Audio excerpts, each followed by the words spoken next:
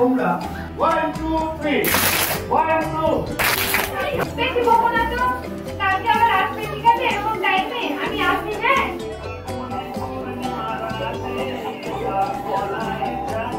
তারপর আবার বলছি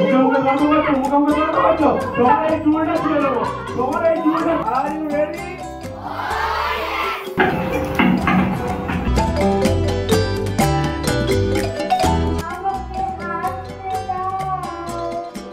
আমার কনসেন্ট্রেশন নির্বাক কাছে থাকে গোড়া উড়ে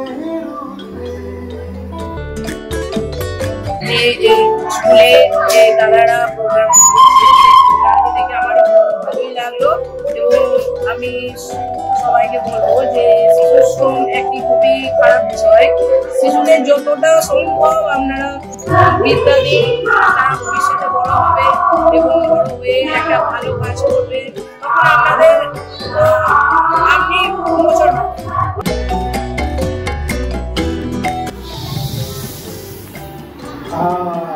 One, 2, 3, 4, 5.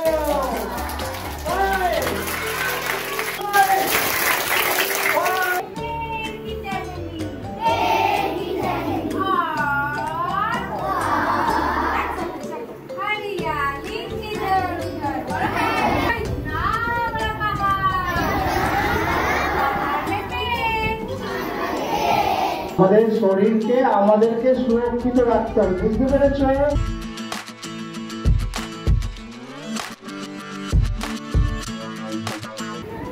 শুধু এইটা নয়, এরকম আরো অনেকগুলো কাজ ওদের কাছে আছে। আমাদের দুর্ভাগ্য ওদেরকে সময় দিতে পারছি না। আমি অনুরোধ করবো ওনার একটা পারফরমেন্স দেখানোর জন্য।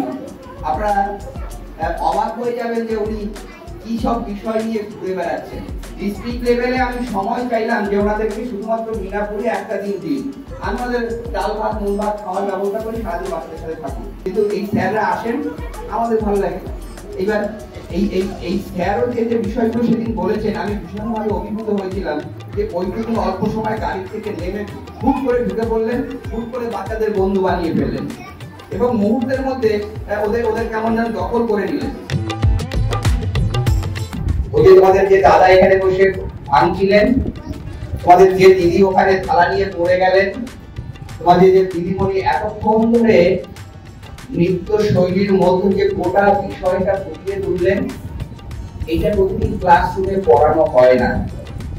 কিন্তু যদি এইটা বেশি করে পড়ানো যায় তবে ক্লাসরুম গুলো সহজ হয়।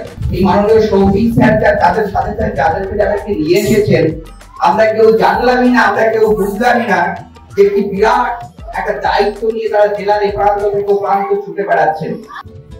এইখানে এই প্রোডাকশনটা, এটা যদি শর্ট ফিল্ম আকারে নামানো যায়, প্রত্যেক স্কুলে দেওয়া যায়, তাহলে বাচ্চাদের ক্লাসরুমে চালিয়ে দেখালেও অনেকটা কাজে লাগতে পারে। অনেক ধন্যবাদ স্যার, ওই দিদিকেও ধন্যবাদ যে এত সুন্দর একটি প্রোডাকশন আপনার সাথে আছে। এটা আরো দেখার সুযোগ ইচ্ছা থাকলো, যদি কখনো খুব ভালো থাকবে।